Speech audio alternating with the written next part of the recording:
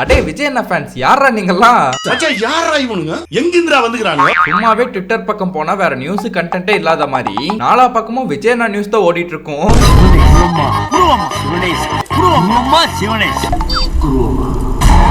யாரும் இல்ல, ஆனா நீ பாக்குறது அந்த குரோமா.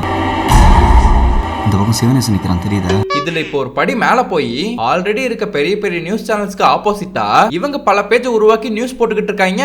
என்னடா இதெல்லாம்?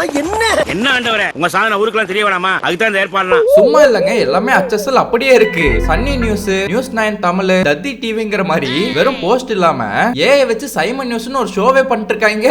பிரேக்கிங் நியூஸ், நாங்குநேரி போக வழி தெரியாமல் போதையில் தள்ளாடிய ஸ்டாலின். இத்துடன் தொடர்ந்து இணைந்திருங்கள் சைமன் நியூஸ்.